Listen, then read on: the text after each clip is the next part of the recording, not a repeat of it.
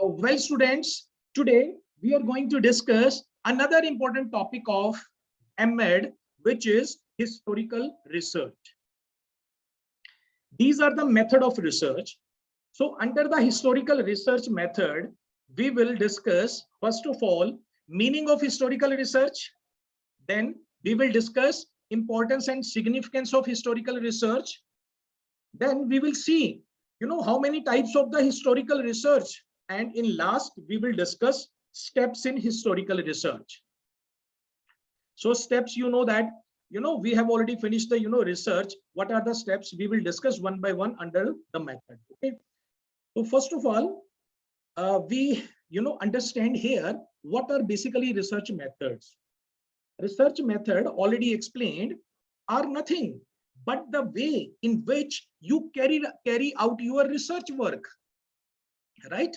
In a MEd, you know that there is a one dissertation, one thesis, which you are supposed to submit in your last semester, okay? And you are doing the research.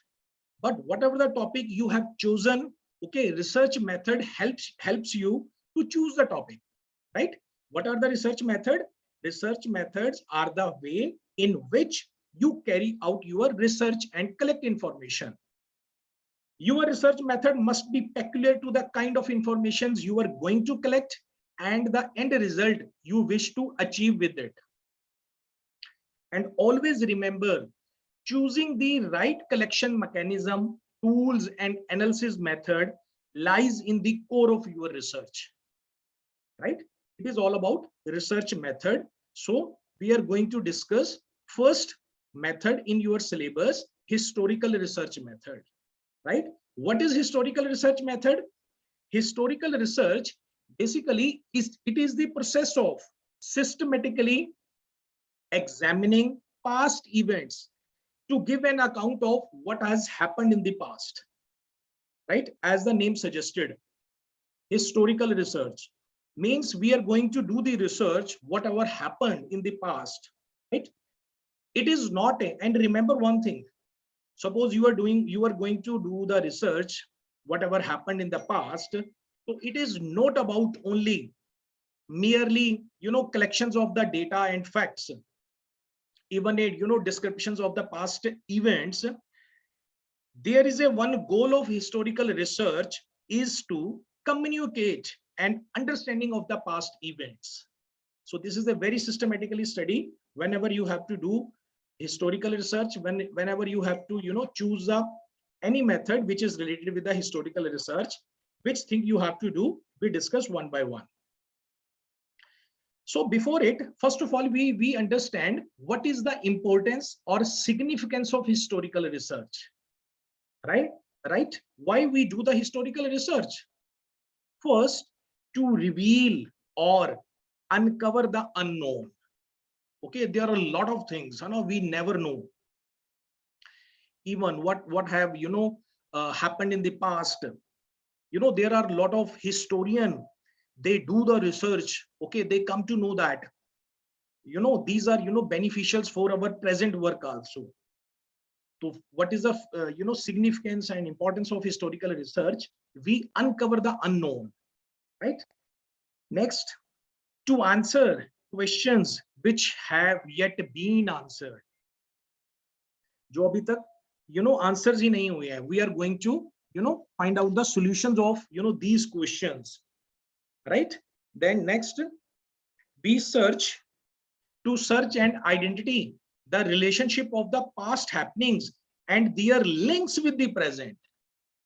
Yes, guys, you have to understand, whatever you are looking with your open eyes, these all are result of the research. Whatever science and technologies are moving very fast, okay, you are getting new and new devices, new things. This is all about due to the result of the research, right? And what is the purpose of the past events with the present, how the past events would be useful in our present life. Okay, that's why we do such kind of research, to record as well, to record and assess past activities and achievements of the individuals, agencies, and institutions. Okay, we have come to know that now. Suppose some organizations, they have completed their 50 years. Okay, and within a 10 years, they have completed the 50 years or 100 years. You will come to know that, okay, what was the reason? Within a very a short span of a time, they have completed, they have studied their 100 branches. Okay, so they come to know that when we do the research, we come to know that these are the reasons, and we apply those things in our other product, right? And as well, what is the importance and significance to assist in the understanding of the human culture, right? Suppose we have to understand any of the human culture, so we go into the past. Okay, what was the ritual ceremonies? Okay, suppose we celebrate the Dishara, Christmas, any days. So what is the purpose of celebrating these days? Okay, we will come to know only then when we will do the historical research, when we will go into the past, right? Examples kya hai? What are the examples? The examples of a historical events like wars, revolutions, to study about influential personalities, right? To study about the some of the biographies, autobiographies, sacred books. Okay, so in sab cheezon ke liye we do the historical research. This is the importance and significance of the historical research. Uncover the unknown things. We do the historical research, right? Next, what are the types of historical research? So you have to remember bibliographical research, number one, legal research, studying the history of ideas, and number four, studying the history of institutions and organizations. So when we choose such kind of a topic, that comes under either bibliographical research, either legal research, either history of ideas, either history of institutions. Okay, then we take the help of a historical research. Okay, for example, you have dissertation and thesis in your MEd. Okay, so you want that you want to study the life of Jesus. So you should know that this is a historical research, right? And you have to take care of all the methods, all the procedure that comes under historical research. Okay, you have to follow if your research topic is to study the life of Jesus, life of Guru Nanak, life of Kabir, right? Suppose any of the student, if their topic is, for example, to find out the medicine of a coronavirus. Okay, suppose corona is happened last year, even now it's going on, so you want to see the medicine of a coronavirus. So this research, what you want to do, you want to see the cause and effect. Coronavirus, it is a cause, and what would be the effect? अब उसका solutions क्या है? Medicine.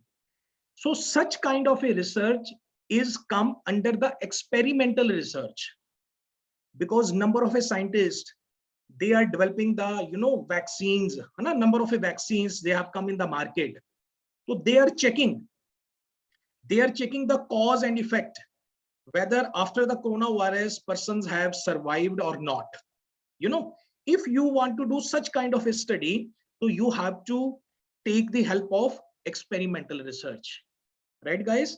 Being of a researcher, being of a scholar, right, you should know that what is your topic and what are the methods, what are the research strategies you have chosen and you are going to do on that.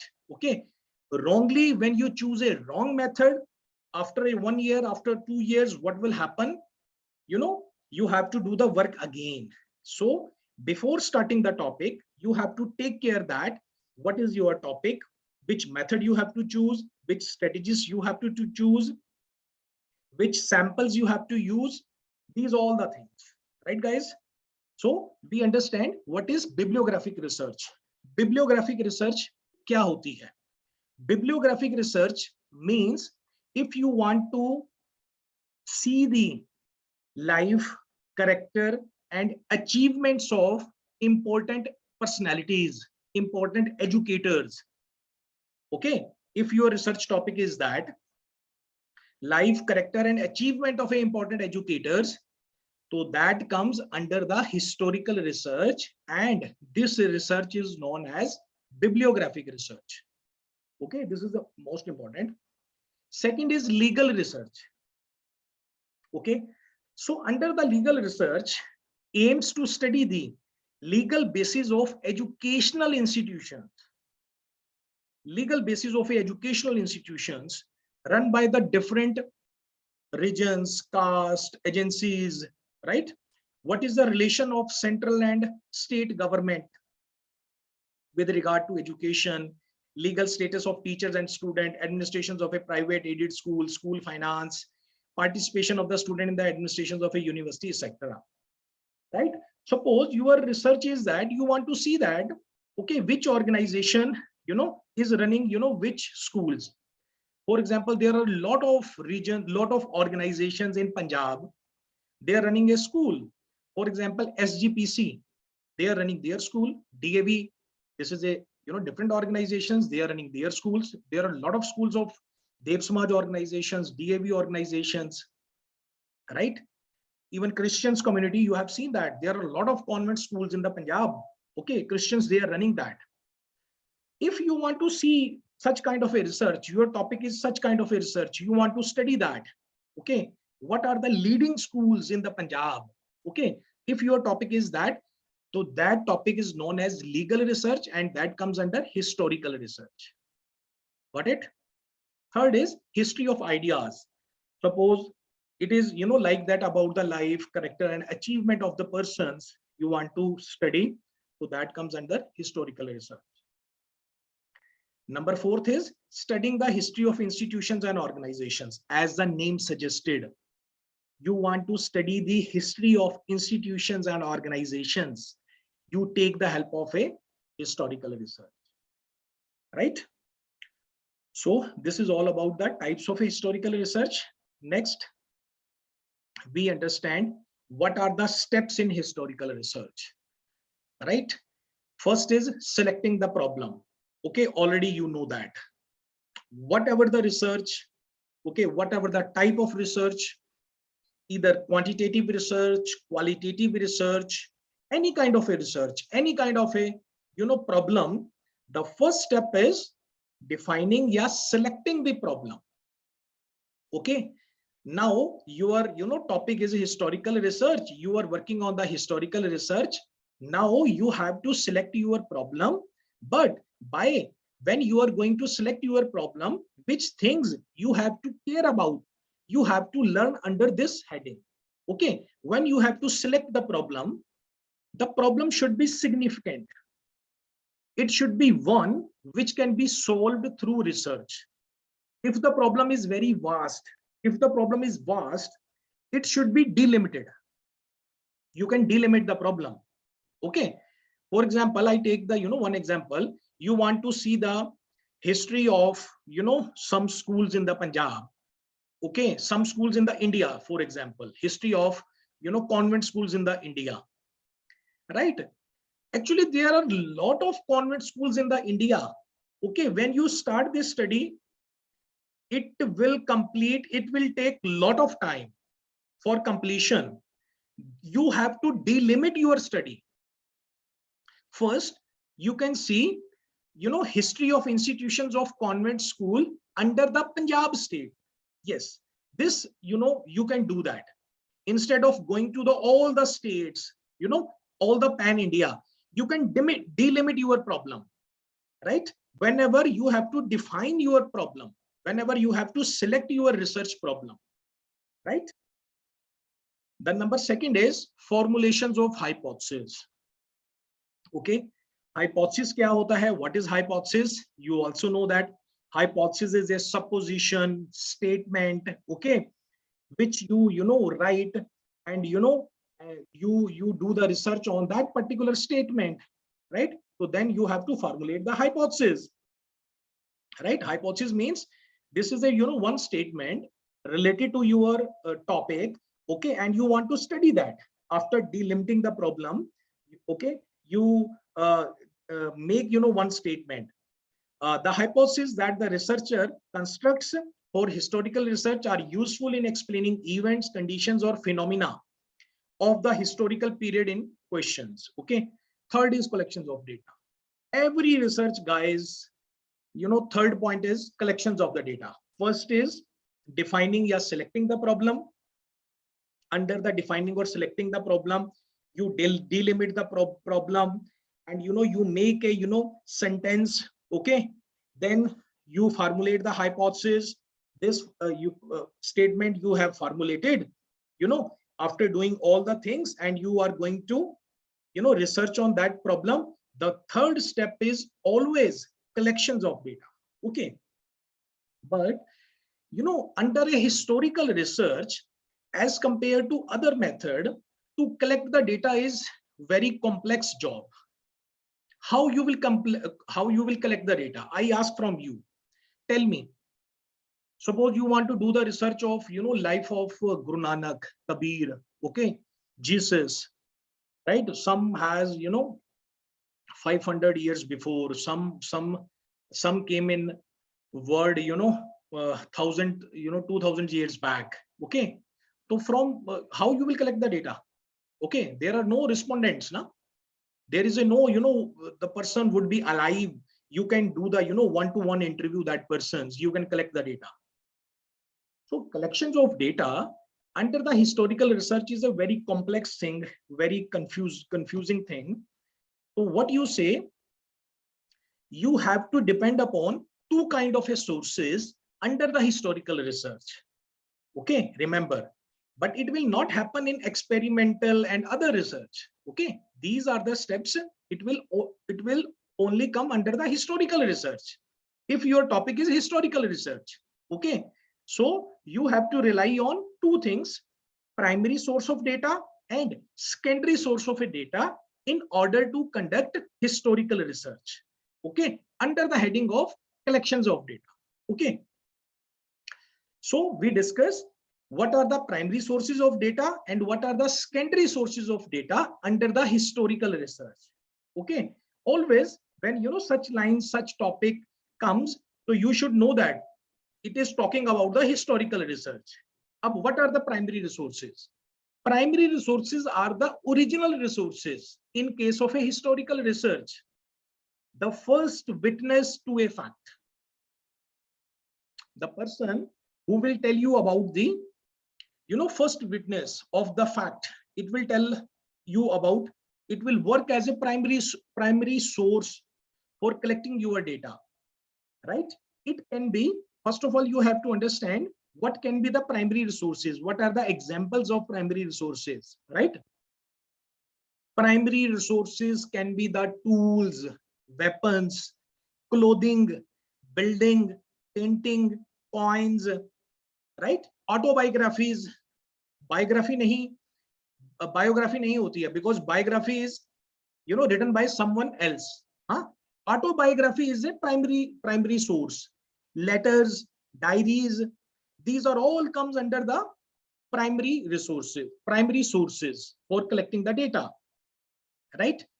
So primary sources have been kept unconsciously or consciously. Unconsciously, weapons, clothing, building, painting, coins are the examples of primary sources unconsciously kept, or autobiographies, letters, diaries are consciously kept for information, right? Here I give you one example, simple example, you will understand. In our Bible we have seen that one is a Old Testimony and one is a New Testimony. Okay, which the testimony, which the things it was written by the Jesus, you can see that these are the primary sources. Okay, but if the someone else, disciple of the Jesus, they have written, this is called the वो क्या हो जाएंगे, वो secondary sources हो जाएंगे, right? So in case of any, when you do the any research of in the previous, so now we understand the secondary sources. What are the secondary sources for collecting the data? Secondary sources are those sources who reported the testimony of an actual witness. Okay, I have just explained you. Okay, But what the historical research says, secondary sources are not trusted completely, but they can serve as a useful information. Okay, but we cannot trust on the complete trust on the secondary sources. Okay, we don't know what was the reason when he has written. Suppose he has written by his benefits and others, Hana? We never know that. So we have to trust on primary sources. Secondary sources can act as a useful informations in order to complete our research work, right? Now you have understood primary and secondary sources. That comes under third point, collections of data. Okay, under historical research. Number 4 point of steps of a historical research. Number 4 point is verifying the gathered data. अब आपने, now you have collected the data, है ना? Third step you have completed, you have gathered the data. The fourth step is that to check the validity and reliability of that data, that gathered data. Verifying the gathered data in terms of authenticity means reliability of sources and validity of their content. Okay, this is again, you know, big problem. अब क्या होता है, what happens, historians या researcher does not often use the methods of a direct observation. The researcher, he is not doing the direct observations now of the historical events. Okay, since he gets much of his data from the report of those who witnessed or participated in these events, the data is subject to be historical criticism, because you have collected the primary data, primary source of the data means you have collected the data with the help of a diaries, autobiographies, right? With the help of a clothing, tools and others. And you have also collected the data with the help of a secondary sources of a data, you know, second persons who is witnessing. But you cannot say these other data stands for the criticism, and such kind of a criticism is called external criticism or internal criticism. When you talk about the external criticism, so you have to make the data reliable, make the data valid in case of a external criticism. Second is a internal criticism. So by doing the internal criticism by the researcher itself, make the data reliable. So that's why, you know, the knowledge of a research thoroughly is must when you do the research. Okay, because here the researcher will validate the data and researcher will make the data reliable. Okay, they have collected. How they will do that? By the external criticism and by the internal criticism. Okay, first we understand external criticism. External internal criticism of historical data under the, you know, fourth point, fourth step. First is external criticism. Here what happens, through external criticism, the historian या researcher checks the validity of the document and determine whether it is admissible as an evidence or not. For this purpose, he asks many questions. Okay, what the questions he asks? Why was the document produced?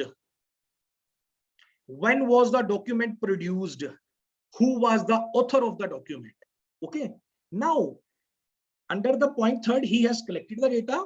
Now to make the data validate, he tries to find out that who was the author of the document, why the document produced, when the document produced. So he gets all the things. Okay, so this is called the external criticism. And internal criticism, now he has to make the data reliable. So what he does after the external criticism, always remember this point comes after the validation, reliability, right? After the external criticism, the historian tries to find out the accuracy of the document. Accuracy means reliability.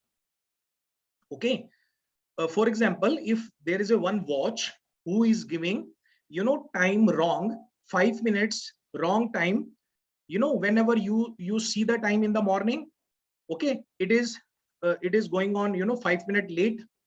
Then you see the time on noon, it is going on 5 minutes late. When you see the time in the night, it is 5 minutes late, right? What you will say? You will say whether the clock is reliable or not. Clock is reliable. Why it is reliable? Because every time when you check morning, evening, noon, night, after 2 days, every time the clock is giving time 5 minutes late. Okay, this is called a reliability. Accuracy to hai na, there is accuracy na. It does not happen na. Sometime it gives 5 minutes late, and evening it gives the time 10 minutes late, right? So how the historian, the researcher, find out the accuracy from the collected data? The following questions come in his mind, and he wants to get answers of these questions. What are the questions? Was, number one, was the writer competent, unbiased, honest, and actually acquainted with the fact? It was or not? Okay. Was he subject to fear or pressure?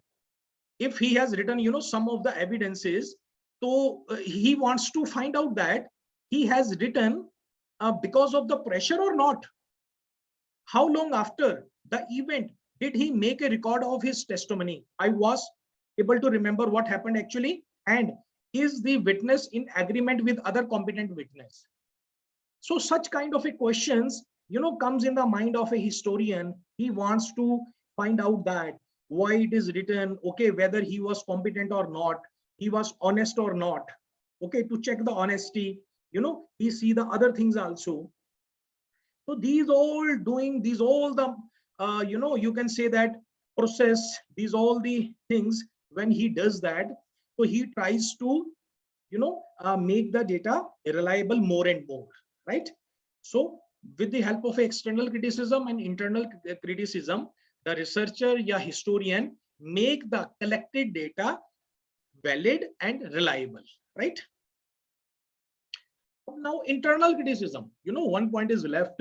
Internal criticism, which we have done this one, internal criticism. Internal criticism is again of two types. One is called positive criticism and one is called negative criticism. Okay, here the researcher, when the researcher attempt to seek the true and real meaning of the text, it is called positive criticism. And when the researcher seek every possible reason for disbelieving the statement, it is called negative criticism. Sometimes he thinks that, okay, I'm not getting any of the relevant material, okay, and whatever he has collected, he says that okay, it is okay.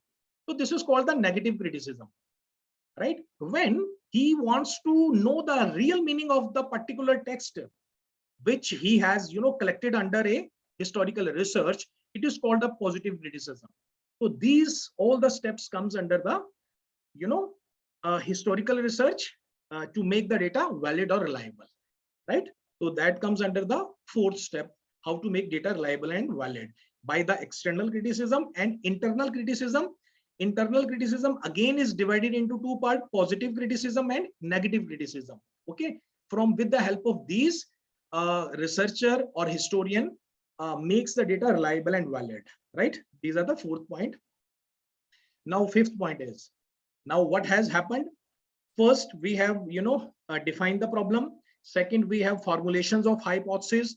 Third, we have collected the data with the help of a primary sources and secondary sources. And number fourth, we have made the data reliable and valid with the help of a external and internal criticism.